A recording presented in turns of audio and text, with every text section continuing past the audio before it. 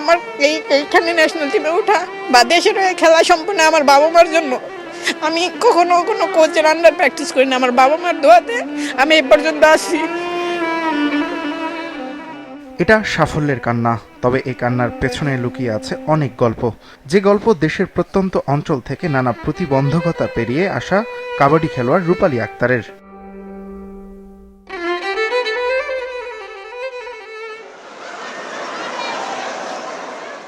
বাংলাদেশ মেয়ে জাতীয় দলের এক সিনিয়রের নামও ছিল রূপালী, যিনি খেলা থেকে বিদায় নিয়েছেন এবারের বিশ্বকাপ খেলে।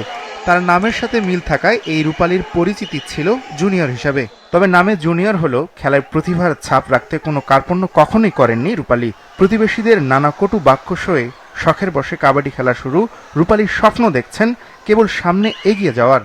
বাংলাদেশের সব খেলোয়াড়ই আমার মতে মনে হয় যে ওদের একটা লক্ষ্য প্রো কাবাডি। ওদের কিনা জানে, তবে আমার সিনিয়র তো অবশ্যই বলছে আমারও একটা লক্ষ্য, আমি যেন প্রো কাবাডি খেলতে পারি, যদি শুরু হয় মেয়েদের আর কি। বৃষ্টি বিশ্বাস বাংলাদেশ দলের আরেক সম্ভাবনাময়ী। খেলাটির প্রতি আগ্রহ ও কঠোর অনুশীলনে বৃষ্টি এখন দলের ভরসার নাম। অথচ শুরুতে কাবাডির প্রতি কোনো আকর্ষণই ছিল না তার। খেলায় এসেছেন শুধু বাবার আগ্রহে। এরপর জেলা পেরিয়ে এখন জাতীয় দলে।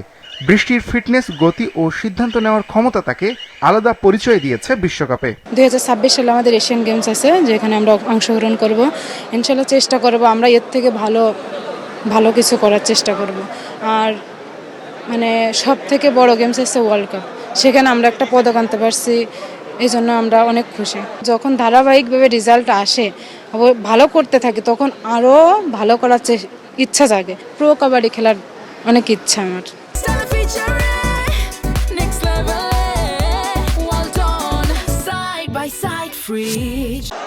অভিজ্ঞ খেলোয়াড়রা দল ছাড়লেও নতুনদের প্রতি বিশ্বাস রেখেই বাংলাদেশ এগিয়ে যাচ্ছে বলে জানান কোচ।